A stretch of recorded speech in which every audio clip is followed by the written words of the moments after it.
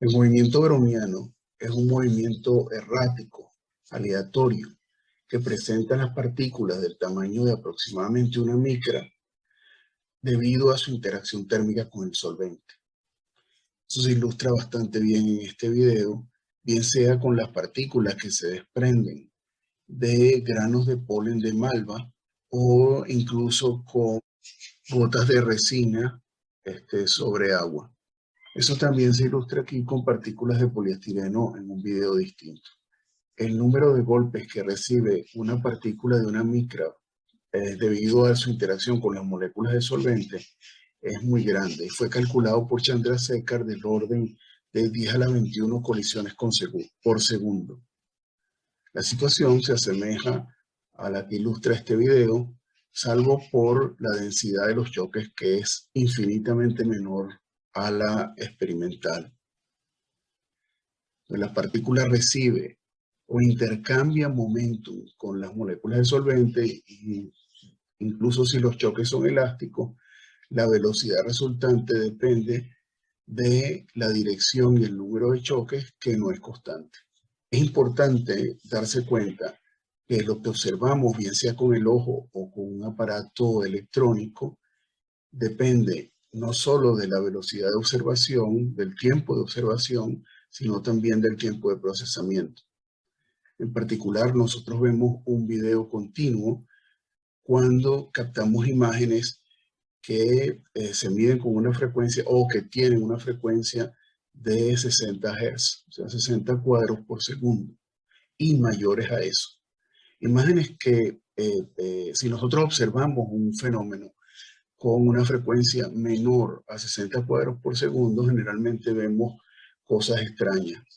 En particular, nosotros estamos acostumbrados a ver en televisión videos en los cuales un carro que se está moviendo hacia adelante o una carreta de un video antiguo se mueve hacia adelante y sin embargo los rines de las ruedas parecen ir hacia atrás. Eso tiene que ver otra vez con la velocidad de filmación del fenómeno o la velocidad de observación del mismo.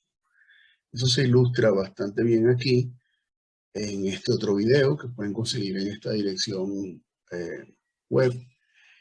Si nosotros utilizamos una cámara estroboscópica y hacemos parar la imagen a diferentes frecuencias, nosotros vemos como si la rueda va hacia adelante, parece detenerse o va hacia atrás.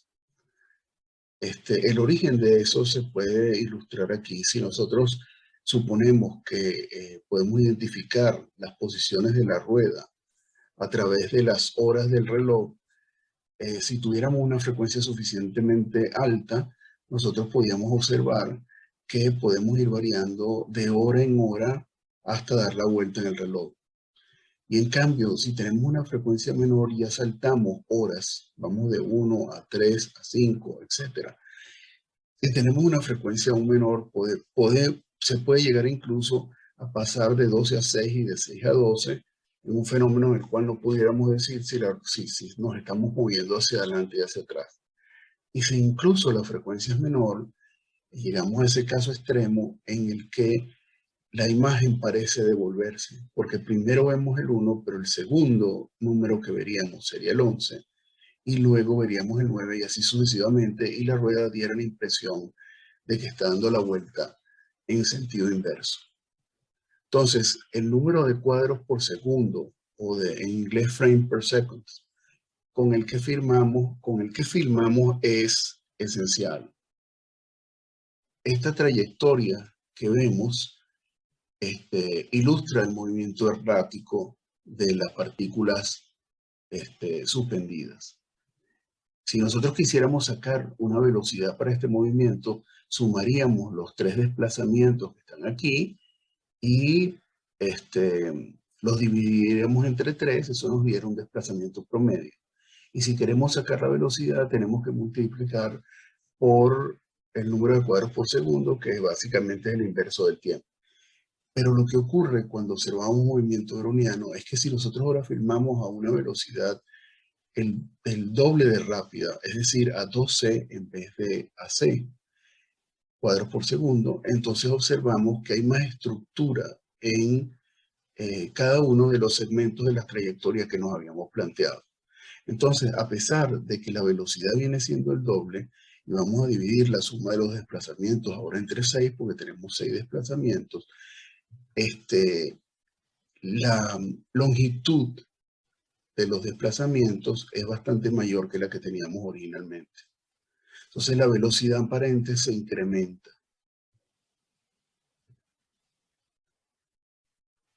Más adelante, cuando estudiemos en detalle el movimiento browniano, veremos que los desplazamientos en el régimen difusivo, que definiremos más adelante también, son proporcionales a t a la 1 medio. Como el tiempo es proporcional, inversamente proporcional al número de cuadros por segundo, este desplazamiento es proporcional a c a la menos 1 medio. Y sin embargo, si nosotros queremos calcular la velocidad otra vez sería el desplazamiento promedio por el número de cuadros por segundo. Recuérdense que esto es el inverso del tiempo, o sea que es en realidad distancia sobre tiempo, y eso nos da, eso es proporcional a c a la 1 medio. Entonces, dado que d es proporcional a c a la menos 1 medio. Entonces, dado que la velocidad es proporcional al número de cuadros por segundo, lo que nosotros estamos observando es que, o lo que aparentemente ocurre es que la velocidad se está haciendo cada vez más rápida a medida que la filmamos con una cámara cada vez más rápida. Otra forma de ver el fenómeno es darse cuenta de que el desplazamiento que ejecuta la partícula durante su movimiento browniano es un desplazamiento que describe una trayectoria fractal. Ya nosotros cuando vimos fractales relacionábamos la longitud, en este caso del recorrido, con la longitud del instrumento de medida, y habíamos hallado una fórmula de este tipo, donde si la trayectoria del movimiento es de dimensión topológica 1, aquí va un 1, esto depende, este número depende de la dimensión topológica, y este es el coeficiente fractal. Entonces, si la distancia recorrida tiene esta dependencia con el número de saltos, ¿verdad? Que va haciendo la partícula, que son de tamaño L minúscula, la distancia recorrida la llamamos L mayúscula, nosotros nos damos cuenta que si D fuese un desplazamiento típico, suave, derivable en cada punto, entonces esta dependencia con el instrumento de medida o con el salto desaparece, y la constante que va multiplicando eso es lo que viene siendo nuestra longitud. Es decir, nuestra medida converge a un valor característico. Mientras que si D tiene una dimensión mayor que 1, como ocurre en este caso, entonces L tiende a infinito cuando el salto es cada vez más pequeño. Si nosotros unimos estas ideas, con esta dependencia por el número de cuadros por segundo de la filmación, obtenemos algo interesante. Ya dedujimos que en principio el salto, cada salto, en principio, es proporcional a c a la menos 1 medio, mientras que la longitud recorrida es proporcional a c a la 1 medio. Si además se cumple esta relación, si nosotros sacamos logaritmo de lado y lado y sustituimos L mayúscula por c a la 1 medio y L minúscula por c a la menos 1 medio, llegamos a la conclusión de que la dimensión fractal en este caso es 2. En otras palabras, la partícula moviéndose en una dimensión topológica de 1 llena el plano en el cual se está moviendo, casi completamente. El movimiento de una partícula, si uno hiciese una magnificación del movimiento, por ejemplo, entre P y Q, para esta trayectoria, vería algo que es similar, pero no es igual a lo que tenía originalmente. Si fuese exactamente igual como ocurre con la curva de Koch, uno diría que el movimiento o la trayectoria es autosimilar. Es decir, uno puede ir hacia adelante y hacia atrás y obtener exactamente lo mismo. En el caso del movimiento browniano, lo que se obtiene es una trayectoria que es autoafín. Nosotros no haremos, es que decir, que se parece mucho, pero no es exactamente igual. Nosotros no haremos diferencia entre esas dos cosas en lo sucesivo.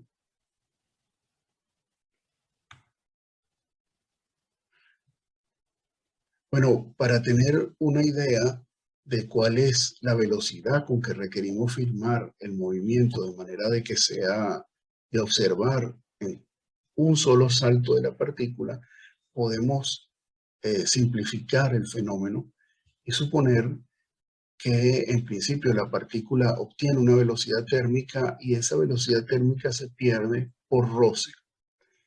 Entonces, la fuerza de fricción, nosotros sabemos de ecuaciones macroscópicas y hidrodinámicas que es proporcional a la velocidad. El coeficiente de fricción para una partícula esférica, según Stokes, es 6 pi por la viscosidad del líquido en el cual se mueve la partícula por su radio.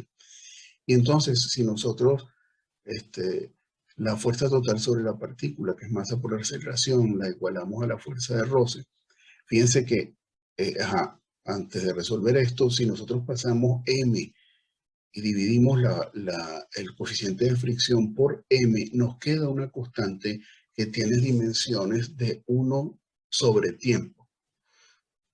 Eso es importante porque esa constante define el tiempo relevante del movimiento.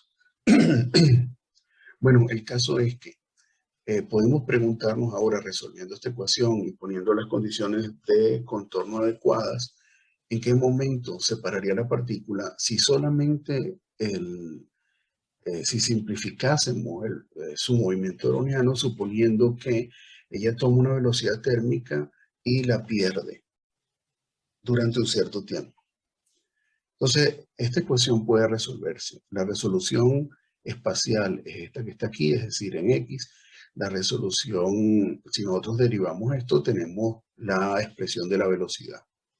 Entonces, obsérvese que si el tiempo es muy grande, déjenme aclarar aquí que este tiempo lo estamos considerando muy grande para este fenómeno que estamos describiendo, con el objeto de tener un estimado del tiempo en que ocurre un salto y la longitud del salto.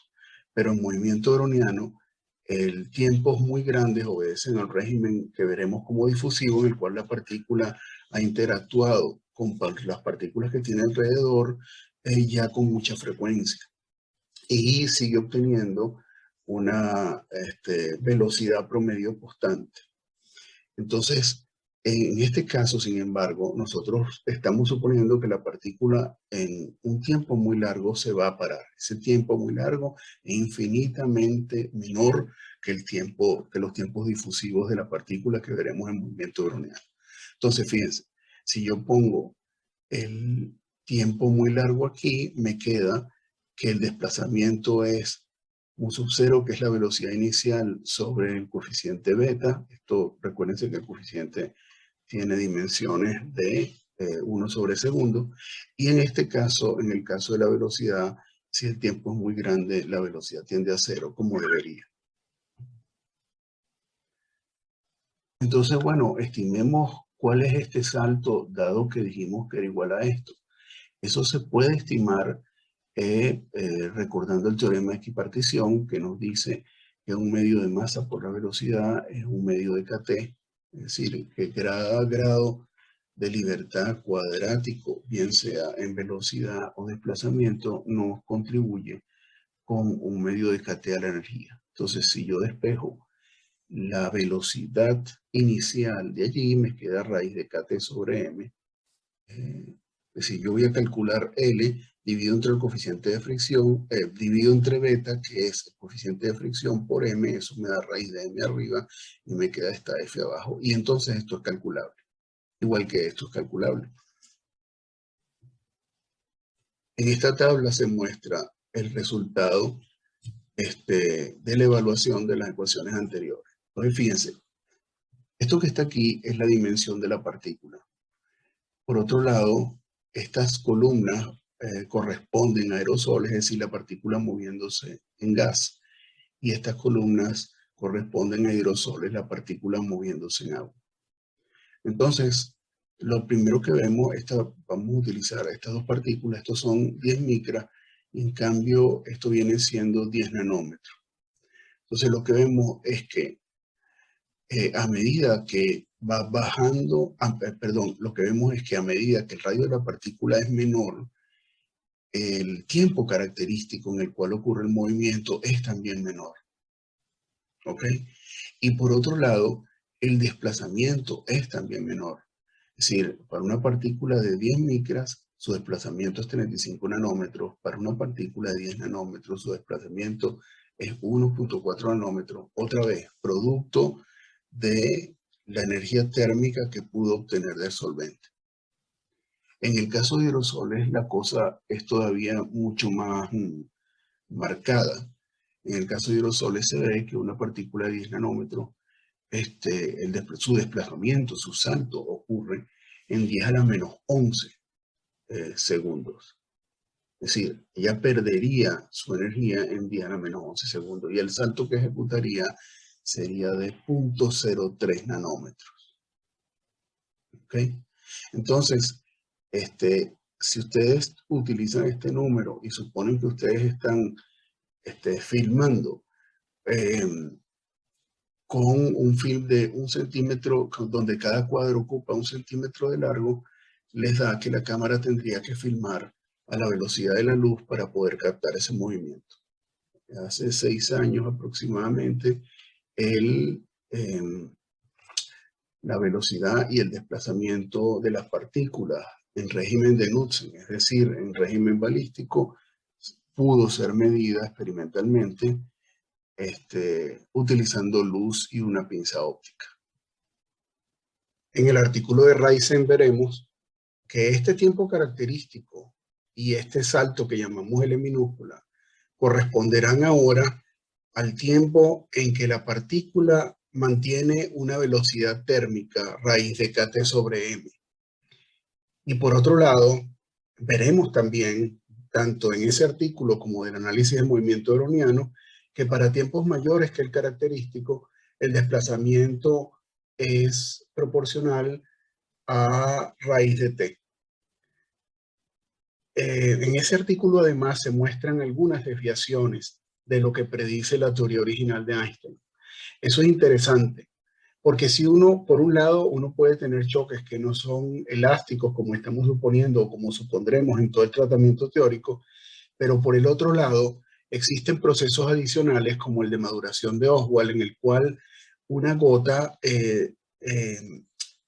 se solubiliza y también adquiere moléculas de fase interna durante su movimiento. Entonces, es de esperar que cuando este tipo de cosas ocurre o cuando la gota tiene absorbido surfactante y el surfactante ejecuta algún tipo de movimiento, la fricción sea distinta en el caso de una partícula sólida. Y por lo tanto, eso tenga consecuencias en el desplazamiento.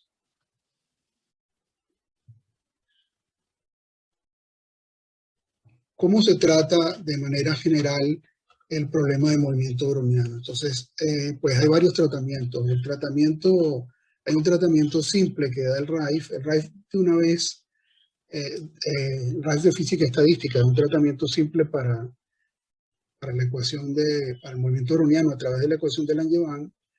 Y como es simple, entonces tiene que hacer unos truquitos matemáticos para lograr el resultado y no da toda la información. Y por el otro lado, da el tratamiento formal, que es un poco más complicado. A mí me interesa que ustedes, en principio, comprendan las generalidades del movimiento, de lo que es más importante. Entonces, voy a utilizar el tratamiento sencillo y voy a hacerle algunos comentarios sobre el tratamiento complicado. En principio, la ecuación de Langevin lo que postula es que el movimiento de una partícula o la aceleración que ella toma en un momento dado depende de las fuerzas externas a las que esté sometida y de el baño térmico. El baño térmico son todas las demás partículas que están alrededor de ella y que tienen una cierta energía. Dense cuenta que el hecho de que ese baño térmico tenga una cierta energía no es una cosa para nada obvia. Es obvia en estadística, pero no es simple de entender. Tiene que ver hasta con la creación del universo. Así, porque esas partículas en vez de estar paradas se están moviendo. Porque la Tierra se mueve en vez de estar parada. Esas son preguntas que tienen que ver con la formación del universo.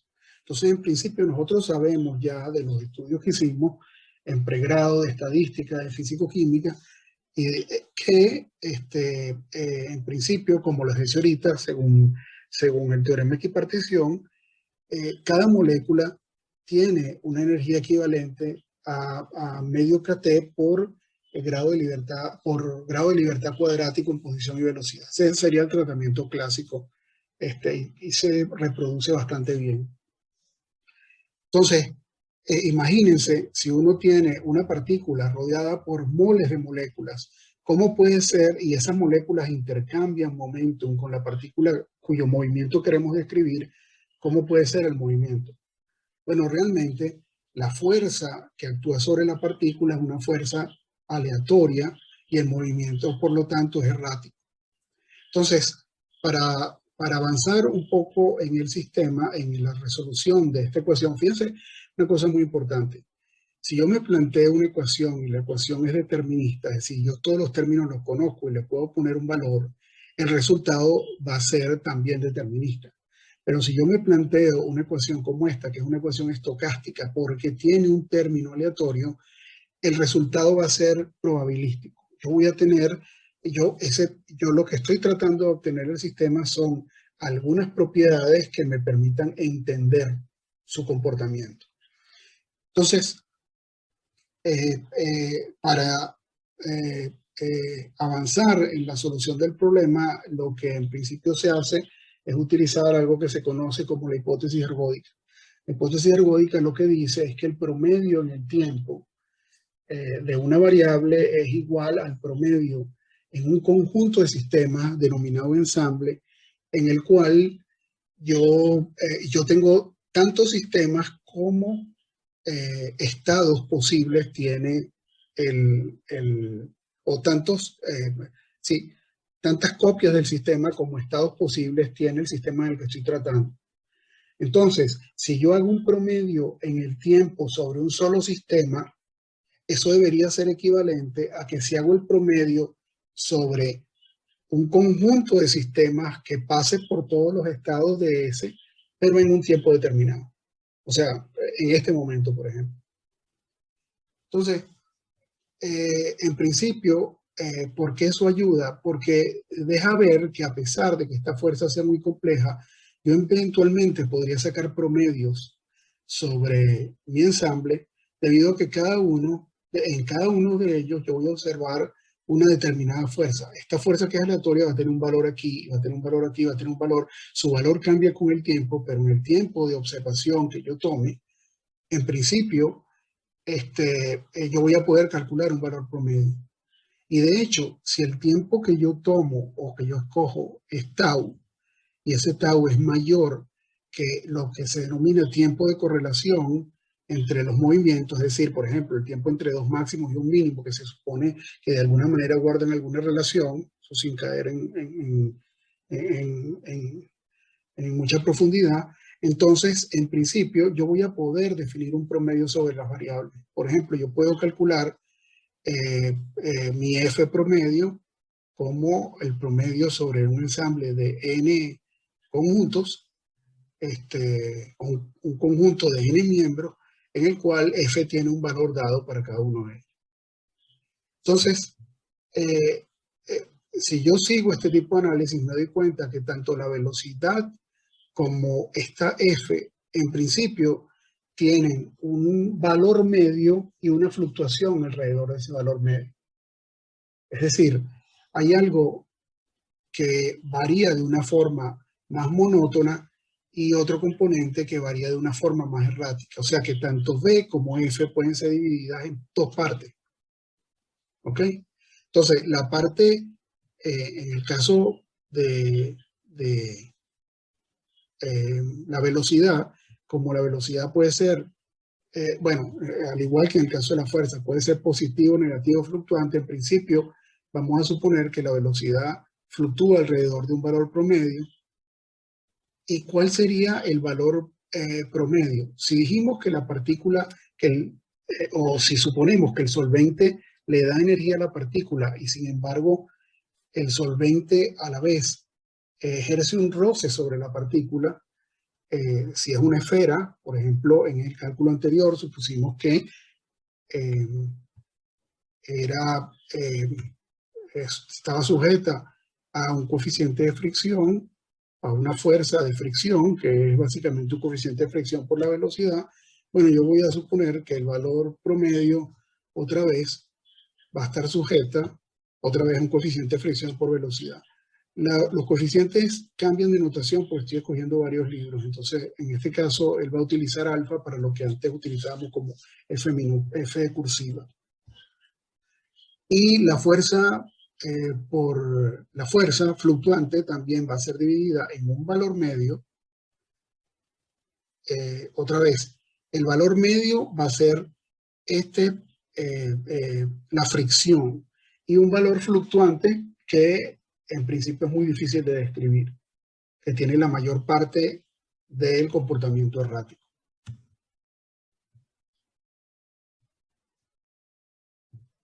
Entonces, en principio, ese tipo de razonamientos me permitiría a mí plantearme una ecuación de Langevin similar a la que me planteé anteriormente, pero ahora donde nada más me ocupo de los valores promedio. La premisa entonces va a ser que yo puedo utilizar esta misma ecuación para cualquier velocidad sin el promedio. ¿Ok? En otras palabras, esto debería cumplirse, esta ecuación debería cumplirse. Yo dije que tanto la fuerza como la velocidad podía dividirla en una parte fluctuante fuerte y una parte que varía más gradualmente. ¿Ok? Si yo me planteo si yo me puedo plantear una ecuación para la parte que varía de una manera más continua y predecible, y me da una ecuación de este tipo. Pero igual, lo que voy a suponer es que igual eso se lo puedo aplicar, esta ecuación que deduje de manera general, la puedo aplicar a una velocidad cualquiera. Incluso incluir el valor fluctuante de la fuerza aquí y no nada más dejar menos alfa b. ¿Ok? Entonces, aquí se hacen algunos truquitos matemáticos. Primero, la notación se cambia, b es la derivada con respecto al tiempo de la posición, y eso puede escribirse como x con un puntico arriba, igual que la aceleración puede escribirse como x con dos punticos o como la derivada de x puntico sobre dt. Entonces yo agarro esta ecuación, la voy a multiplicar por x a ambos lados, me queda aquí multiplicada por x. Aquí fíjense que esto que está aquí, en principio, si yo saco la derivada de x por x punto, me da x punto cuadrado, y si después saco la derivada de x punto, me daría la derivada de la velocidad, propiamente dicha por x. Entonces fíjense que realmente este término, lo que está aquí es corrigiendo el término extra que me da de esta derivada. Y por otro lado, aquí simplemente tengo vamos a suponer que no hay fuerza externa, yo simplemente multipliqué por x aquí, y esto es x punto, recuérdense que es la velocidad, ¿está? Y aquí multiplico la fuerza por x. Entonces, si ahora yo saco promedios en el ensamble, es decir, promedios estadísticos sobre ese conjunto de sistemas que yo tengo y que reproducen cada estado del sistema, entonces yo me doy cuenta de cosas como la siguiente. Este término que está aquí tiene la posición de la partícula multiplicado por una fuerza fluctuante. La posición y la fuerza fluctuante no están relacionadas. Por lo tanto, o sea, de una posición absoluta. Por lo tanto, el promedio de esto en el ensamble es igual, que yo voy a representar con estas barras grandes, es igual a la multiplicación del promedio de cada uno. Y el promedio de la fuerza fluctuante es 0. Entonces este término se me va. Por otro lado, yo voy a dejar este término de esta manera y voy a suponer que puedo invertir o intercambiar el cálculo del promedio y el de la derivada. ¿Ok? Entonces, esto que está aquí va a ser igual a esto mismo, solo que sacando el promedio sobre xx'. Y por otro lado, yo voy a hacer uso del teorema de equipartición que me dice que otra vez un medio de la velocidad al cuadrado es igual a un medio de kt. Entonces, mx cuadrado es igual a kt. Entonces pongo kt aquí. Acuérdense que esto está multiplicado por m. Y por el otro lado me está quedando este otro término, sobre el cual no he hecho más nada. Entonces, esta ecuación que está aquí puede resolverse.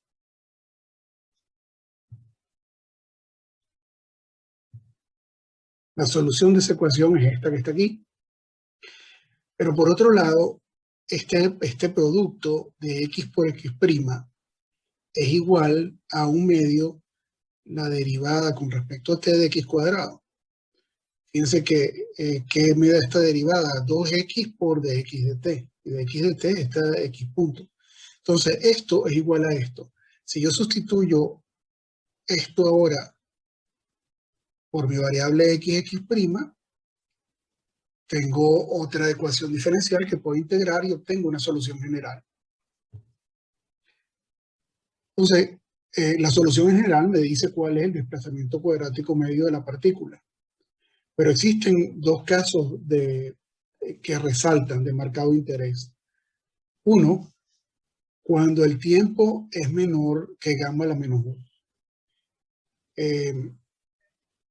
Si el tiempo es menor que gamma a la menos 1, entonces fíjense, cuando el valor del tiempo es gamma a la menos 1, en realidad esto es 1 sobre E, que ya es pequeño porque es 1 sobre 271. Pero si es mayor que eso, esto va a ser pequeño. Entonces yo puedo expandir esto, el exponencial, dado que el argumento es pequeño, yo puedo expandirlo y me da esto que está aquí. Entonces, ¿qué pasa si yo sustituyo el exponencial aquí? Este 1 se va con este 1 que está aquí. Este menos gamma t, aquí con este menos me da más gamma t, que multiplicado por gamma me da t, pero aquí hay otro t afuera, ese t también se va. Entonces lo que me sobrevive es la segunda parte, el tercer término. Este 2 elimina este 2 que está aquí, me queda gamma cuadrado, t cuadrado. Eso es lo que está aquí. Fíjense que este desplazamiento, si yo saco la raíz aquí y yo saco la raíz aquí, me queda que la raíz cuadrada del desplazamiento cuadrático medio es raíz de kt sobre m por t. Si yo ahora paso este t para el otro lado, me queda que la velocidad es raíz de kt sobre m, que era lo que en principio había calculado originalmente. Por otro lado, si t fuera mucho mayor que gamma a la menos 1, entonces este término, dado que t es mucho mayor que gamma a la menos 1, es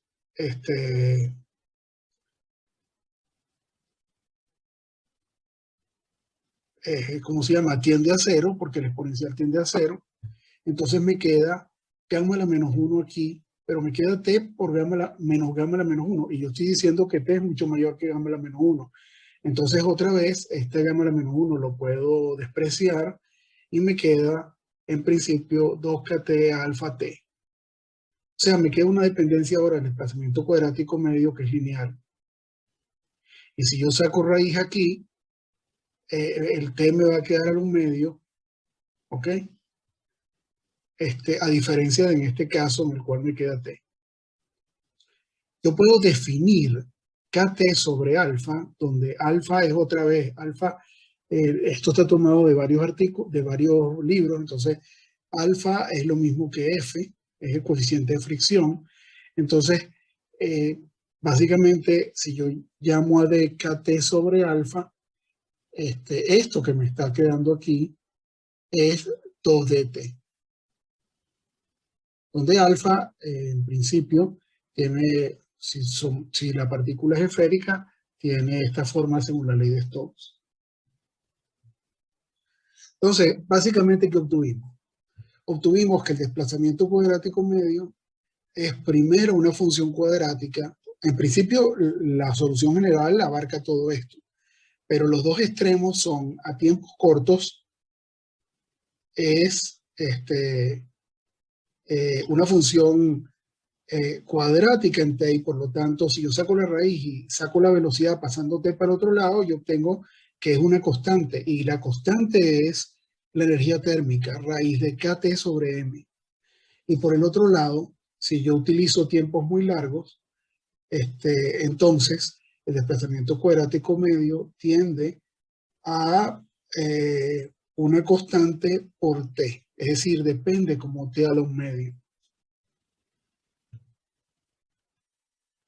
Yo les voy a dejar, por cierto, una tarea que tienen que ver con esa dependencia cuadrática y lineal. La tarea me la mandan al correo. En principio, lo que yo quiero es que ustedes, se ha discutido por ahí que el COVID puede propagarse en principio por el aire. Bueno, se propaga por el aire, pero puede ser un problema difusivo el contagio. Entonces, cuando uno ve las curvas que publica Nelson todos los días, yo tiendo a ver esto, más que como una exponencial, lo tiendo a ver como una cuadrática y una lineal. Yo quiero que ustedes ajusten, busquen los datos de población infectada con respecto al tiempo y supongan que la población mundial está distribuida uniformemente en todo el globo terrestre. Aquí están los datos, el número de personas que hay, el área de la esfera, etc. Y ustedes, yo quiero que supongan que el desplazamiento cuadrático medio de ese COVID es proporcional a este módulo F, que es básicamente un factor, el área del planeta multiplicado por el acumulado de gente infectada sobre la población mundial. En otras palabras, cuando les dé a todos, debe haber recorrido el área del planeta. Yo quiero que hagan esas curvas y respondan estas preguntas. Solo ven ustedes con cuidado y me preguntan a través de WhatsApp. Bueno, otro aspecto de la ecuación de Langevin, que solo lo menciono de pasada, es que cuando uno, en la ecuación, no habíamos considerado fuerzas externas, pero en principio está la gravedad y también está el campo eléctrico. Con el campo eléctrico, si uno mete el campo eléctrico aquí y logra un estado estacionario en el cual la partícula se mueva a velocidad constante, entonces la parte eléctrica, es decir, por supuesto, por electroforesis, yo pongo un campo eléctrico de manera que contrarreste la fuerza de fricción, que pare la partícula.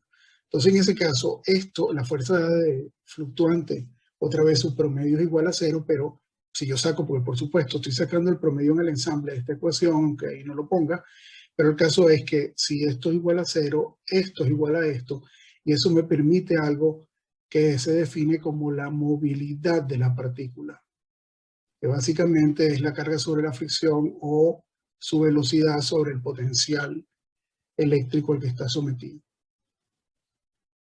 Si yo sustituyo alfa por su valor y relaciono alfa con D, como hice en una transparencia pasada, me da esta relación que se conoce como relación de Einstein.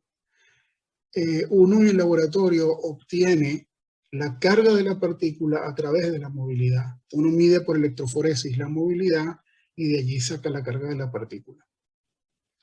Con movilidad no vamos a hacer más nada en el curso, pero se los menciono para gente como Jesse, que en algún momento hará medidas de electroforesis.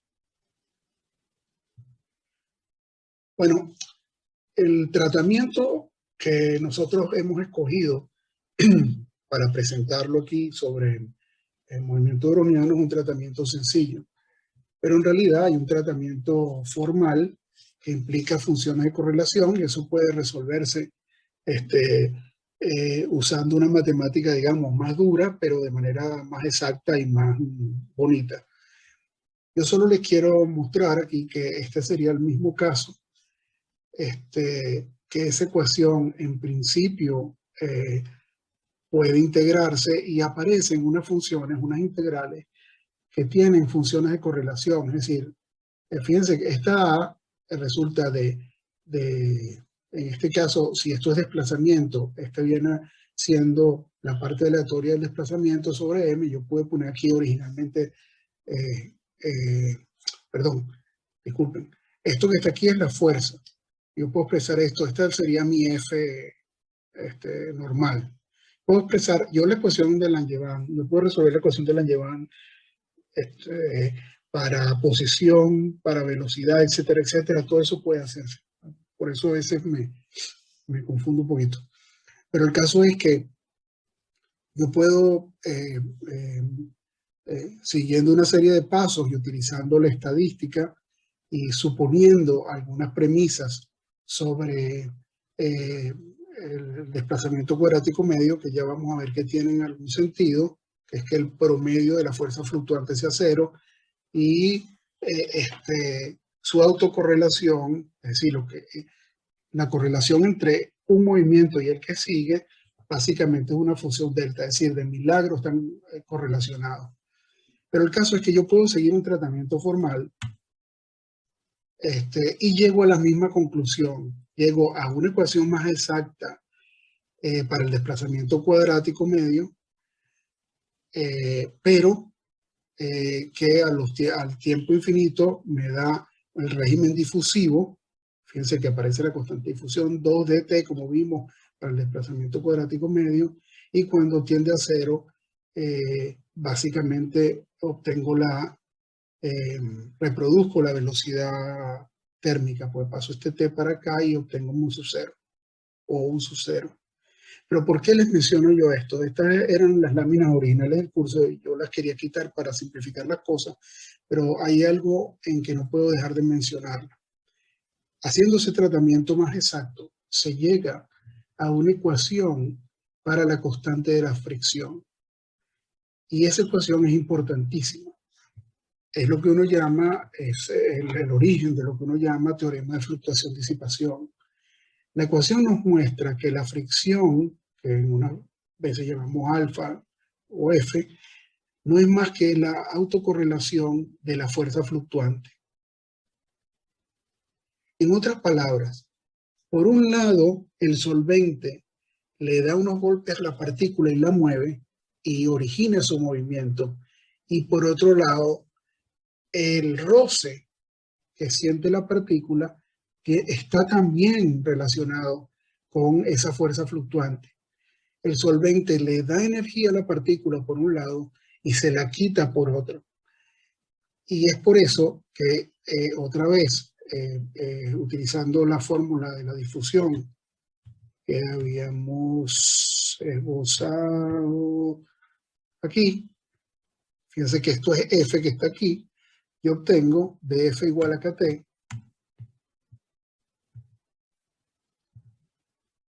es esto que está aquí. ¿Ok? La difusión el coeficiente de difusión de la partícula multiplicada por la fricción que la partícula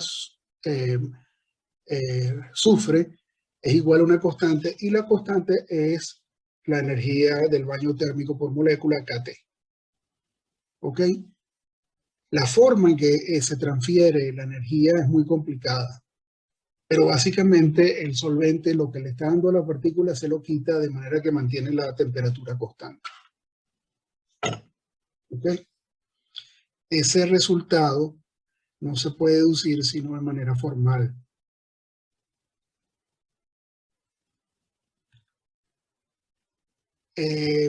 También menciono de pasada que además del movimiento translacional de la partícula existe un movimiento rotacional.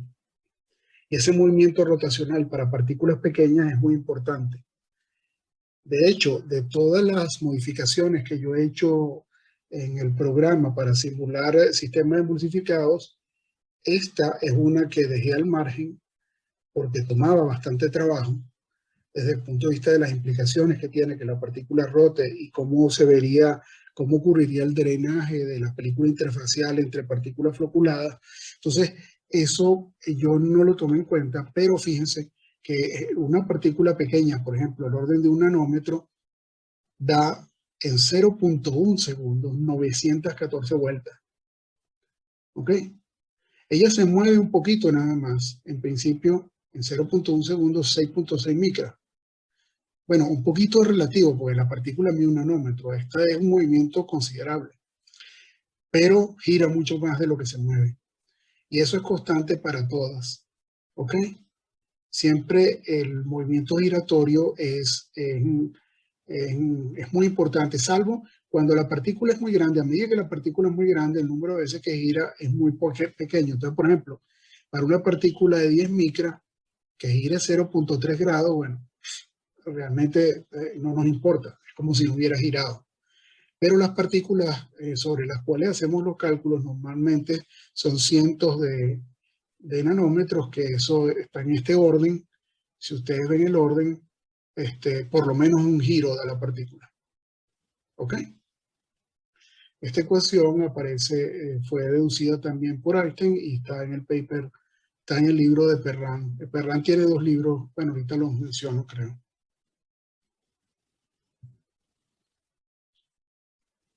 Jean Perrin fue la persona que comprobó que las predicciones de Einstein sobre el desplazamiento cuadrático medio eran correctas. Gracias a eso obtuvo el premio Nobel y tiene dos libros, uno que se llama Átomos y otro que se llama Movimiento Browniano y la realidad molecular. Él hizo tres tipos de medidas para determinar el desplazamiento cuadrático medio utilizando microscopio. Una fue por observación de partículas que se movían, otra fue poniendo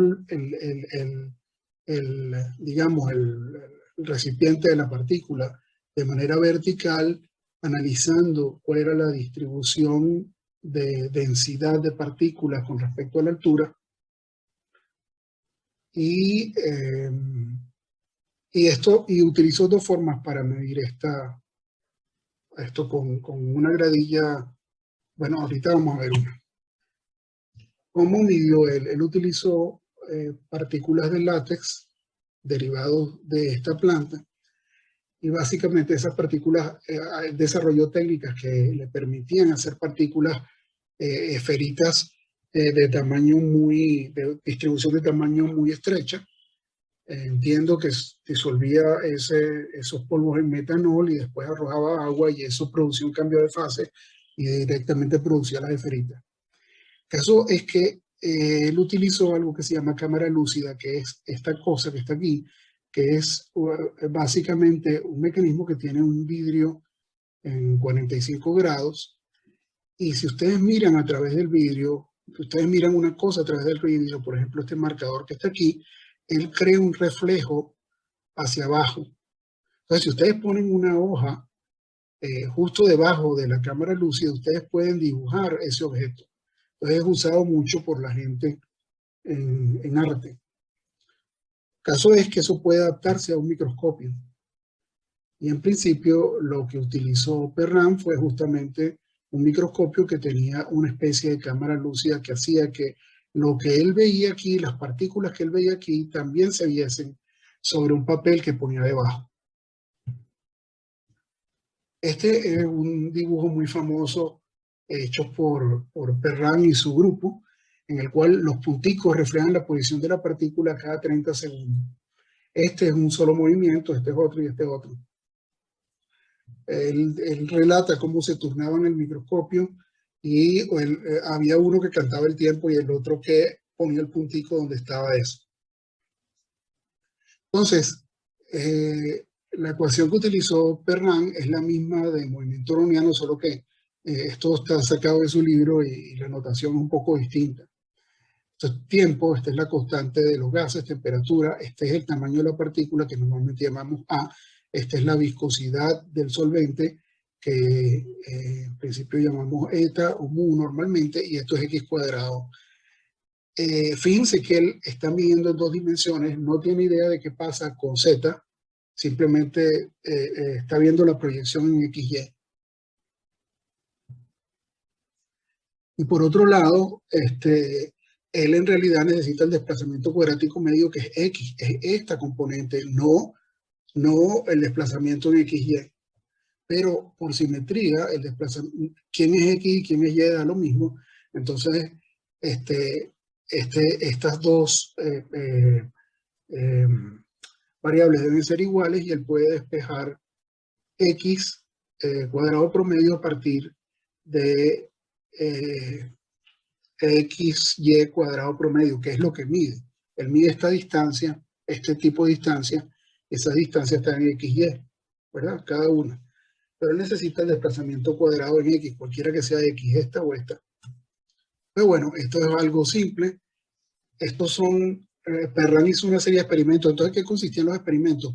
Yo varío la viscosidad o varío el tamaño de la partícula, varío y veo que me da el número de Avogadro.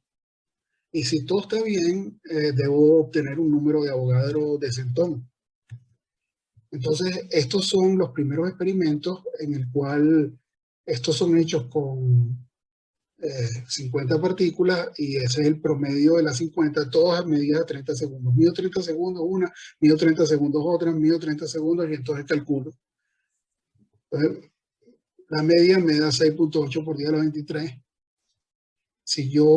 Pero yo puedo hacer otro conjunto de cosas más. Puedo agarrar y, medir un cierto número de desplazamientos distintos. Puedo cambiar la viscosidad con relación a la viscosidad del agua.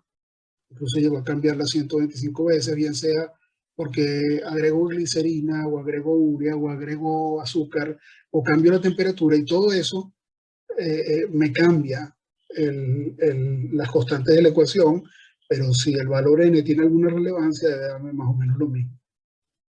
Bueno, esto es lo que en 1947 era más o menos lo mismo.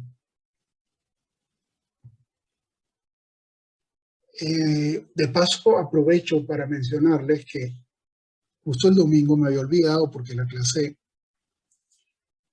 normalmente esta es una clase que yo quería modificar mucho y que la tenía preparada desde hace mucho tiempo, pero aprovecho para mencionarles que recientemente han habido unas medidas realmente espectaculares de Mark Risen y su grupo sobre el movimiento browniano.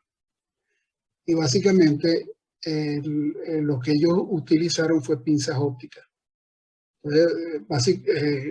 Una pinza óptica consiste en 2 láser, uno disparado de esta manera y otro en contra, y eso puede hacer que la partícula se mantenga confinada por un tiempo muy grande.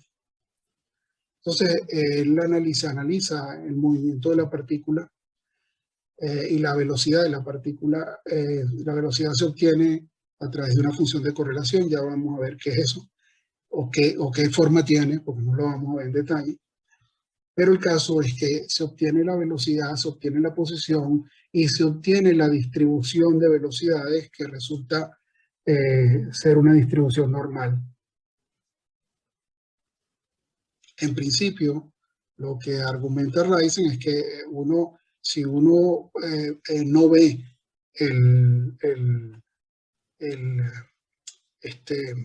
con suficiente frecuencia el desplazamiento de la partícula, uno ve un movimiento errático.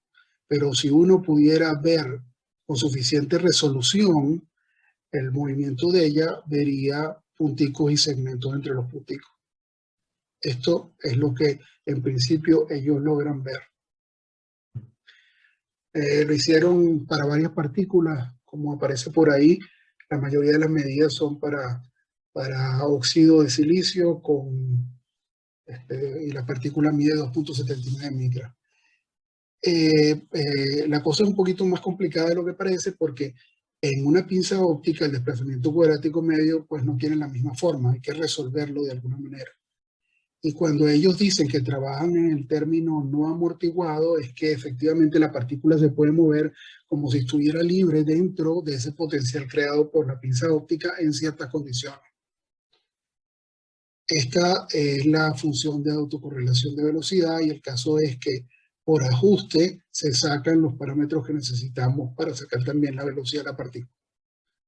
Pero bueno, como él explica, para tiempos grandes, en principio el desplazamiento cuadrático debería ser igual a 2 de t, y para tiempos pequeños deberíamos obtener energía térmica.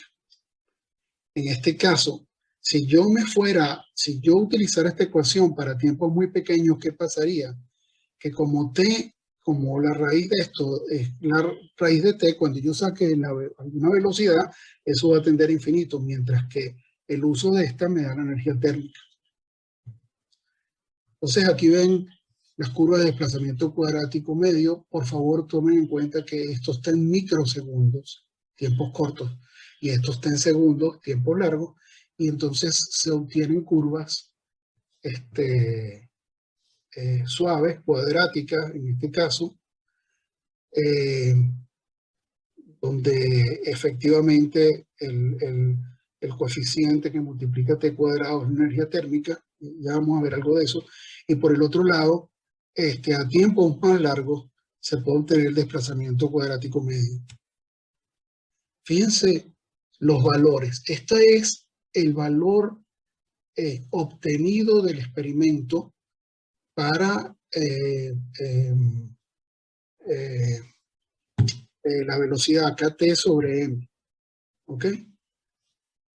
0.425 milímetros por segundo, ¿ok? Para una partícula que mide solo 279 micrones, una cantidad considerable, una velocidad considerable. Bueno, la velocidad teórica, que es esta, que ya hemos visto que es esta, 0.429. Miren dónde está el error. ¿Ok? Igual ellos pueden medir la posición de la partícula y la velocidad. Bueno, eso lo hacen para diferentes condiciones de presión, etc. Fíjense que obtienen la distribución de velocidad. Esto es, bueno, aquí no puse la leyenda, pero eso es teoría y experimento. Miren la concordancia entre teoría y experimento. Esto es ruido, para que se den cuenta que efectivamente da una distribución normalizada. El que uno tenga una distribución normalizada es algo que surge también, o sea, que tenga una distribución gaussiana, es algo que surge también del tratamiento detallado de la teoría. Sin embargo, es una cosa que puede justificarse de manera muy sencilla desde el punto de vista estadístico. Supónganse que vamos a ver un movimiento aleatorio en una dimensión. Entonces, una forma de representar ese movimiento aleatorio es lo que llaman el caso del borracho, que en principio está parado en una posición fija en cero, pero está tan borracho que da tumbos hacia un lado y a otro. Entonces, vale la pena preguntarse, bueno, ¿cuál es la posición del borracho llegar a casa? ¿Cuál es la posición del borracho después de cierto tiempo? Entonces, llamemos a W de mgn la probabilidad de que el borracho llegue al punto M luego de n salto. N saltos son n pasos, ¿ok? Entonces, esa probabilidad depende de la secuencia de pasos que lo llevan al punto M, ¿ok? El número de secuencias que llegan a M después de n pasos, ¿ok? Hay muchas formas de que él llegue al punto M igual 3, dando 50 pasos, ¿ok? Puede uno a la derecha, a la izquierda, etcétera, etcétera, hasta que llega a M igual a 3. Entonces, la probabilidad va a depender de cuántas secuencias llegan a M igual a 3. ¿Cuál es la probabilidad de que M igual a 3 sea la secuencia más probable? Bueno, este es un problema. El problema de camino aleatorio aquí es un problema de distribución binomial, porque él nada más puede o moverse a la derecha o moverse a la izquierda. No le queda otra. Entonces, eso puede resolverse. Esta es la resolución de la probabilidad. Está en el libro de Rife, está con todo el detalle.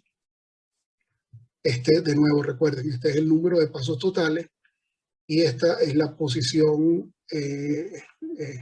punto M medido en unidades de paso.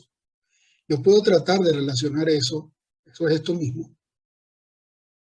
En principio, estamos partiendo de que la probabilidad de que él vaya a la derecha o a la izquierda es un medio, o sea que no hay ninguna preferencia. El borracho se puede caer hacia los dos lados, pero el caso es que esta ecuación para n muy grande se simplifica porque todos estos factoriales que están aquí se pueden tratar con lo que se conoce como fórmula de Stirling. Bueno, sin ir a través del detalle, con estas aproximaciones de n muy grande y m mucho menor que n, es decir, lo que se desplazó a partir del punto cero es mucho menor que el número de pasos que dio, se llega a una distribución gaussiana. ¿Ok? La distribución gaussiana tiene esta forma. Fíjense que depende de m y depende de n. Es la fórmula típica de una distribución gaussiana, donde aquí aparece la variancia, aquí aparece x menos el valor promedio, o sea que si no estamos obteniendo m cuadrado menos algo, es que el valor promedio es 0. ¿Ok? Y bueno, la función de distribución tiene unas propiedades estadísticas que más o menos conocen o pueden leerlo en algún lado. Lo que me interesa es que esa distribución de probabilidad puede pasarse a xt, puede pasarse a posición, ahora, digamos, no en número de pasos m, sino en centímetros, porque fíjate, x, ¿qué es x realmente? M veces el número de pasos que dio. No mencioné, eso no lo mencioné al principio, que los pasos son de la misma longitud L. Estamos suponiendo que va a la derecha o a la izquierda, pero los pasos son de la misma longitud. Bueno, el caso es, que esto se me movió, el caso es que yo puedo, esa función de probabilidad que había obtenido, perdón, Mn, con esta relación, derivar aquí, me queda dm por L, L lo paso por el otro lado. Yo puedo relacionar una función de probabilidad con otra. Aquí hay un factor 2 que surge de que, en principio, esa probabilidad fue calculada con pasos a la derecha y a la izquierda. Si ustedes se dan cuenta, si ustedes ponen un paso menos a la derecha, necesariamente el paso a la izquierda tiene que haber aumentado porque para uno de los dos lados agarró. Entonces, los pasos nada más cambian en 2L, no cambian en 1L. ¿Ok? Si ustedes tienen 5 pasos a la derecha y 3 a la izquierda, eso les da 2 en principio. Pero si mueven ahora uno menos a la derecha, que es 4, y necesariamente tienen que haber movido uno más a la izquierda, eso da una diferencia menor. ¿Ok? Entonces, perdón, da una diferencia de 2. Menor y de 2. Pueden hacer la prueba. Bueno, el caso es que tratemos de transformar esta función mn en una función xt. Entonces, llamemos a n el número de saltos por unidad de tiempo. Recuerden que nosotros dimos n pasos, pero no dimos en qué tiempo tomaba para los pasos. Entonces, pongamos n minúsculo igual a n sobre t, y otra vez x igual a m sobre l. Entonces, sustituyamos aquí. La única cosa rara que estamos haciendo es este factor 2, pero la L surge de esto. Los metemos en nuestra distribución gaussiana y obtenemos esto que está aquí. Entonces, fíjense que si ahora yo llamo a este coeficiente difusión, lo que me queda es una distribución gaussiana con un coeficiente de difusión. ¿Qué me aparece aquí? Otra vez el desplazamiento cuadrático medio, que tiene que ver con la varianza de la difusión, cuánto se mueve él a partir de 0. Pero lo que me interesa que vean es que el coeficiente de difusión tiene una forma que da mucha información sobre él, que es número de pasos por unidad de tiempo por la longitud del paso al cuadrado. Otra vez, es una velocidad como en dos...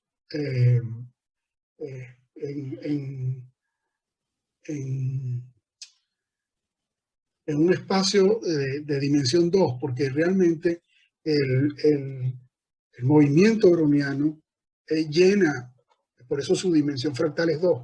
Ojo, esta D no es dimensión fractal, esta D es la constante de difusión. Pero quiero decir, la difusión mide la velocidad a la cual se mueve la partícula. Pero y la velocidad depende, obviamente, del número de pasos que dé por unidad de tiempo y por la longitud del paso. Pero fíjense que no es una velocidad en términos de metros sobre segundo. Las unidades del coeficiente de difusión son metros cuadrados sobre segundo. El caso es que si esta es mi distribución de probabilidad, yo puedo preguntarme, bueno, esta es mi distribución final con este coeficiente de difusión. ¿Qué pasa si yo tengo el coeficiente de difusión? ¿Qué pasa cuando yo varío el tiempo? También, dado que tengo una función de probabilidad, yo puedo sacar valor promedio. Valor promedio es la función de probabilidad por x integrado entre menos infinito e infinito. Y entonces, esto es una función par, esto es una función impar, esto me da 0. O sea que en promedio el borracho no se mueve del punto 0. Cosa curiosa. Pero él, en principio, él caminó a la derecha y a la izquierda. Él se desplazó un buen tiempo, a pesar de que en promedio estuvo alrededor de 0. ¿Cómo podemos sacar cuánto se desplazó? Bueno, con el desplazamiento cuadrático medio, que ahora con mi función de probabilidad puedo calcularlo. Pongo x cuadrado aquí en vez de x y hago este cálculo. Ese cálculo puede hacerse. Me da nl cuadrado por t, que es 2 dt. X cuadrado igual a 2 dt. O sea que la función gaussiana, el problema del camino aleatorio es equivalente al problema del movimiento browniano. Y el movimiento browniano entonces se caracteriza no solo por la dependencia cuadrática media que muestra a tiempos cortos y largos, sino también porque su distribución muestra una distribución de probabilidades gaussiana que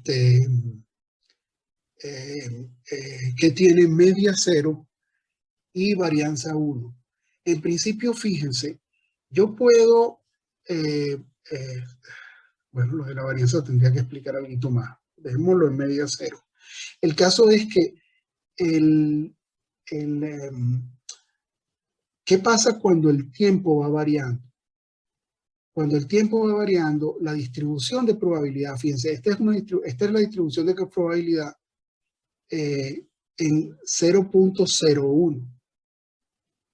¿Ok? Esta es la distribución de probabilidad que yo obtengo en ese tiempo.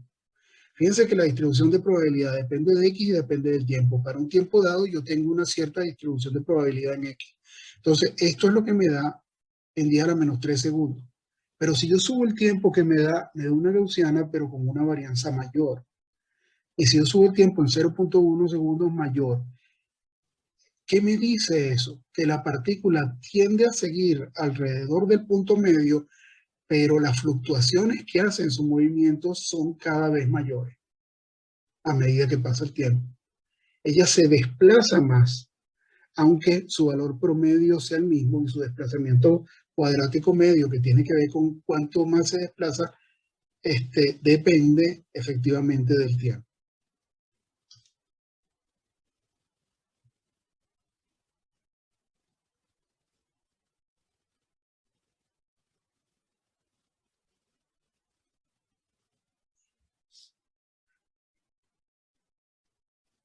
Hasta aquí la parte 2 del movimiento browniano.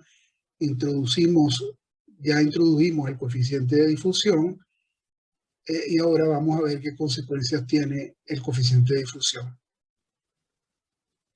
sobre el movimiento de la partícula.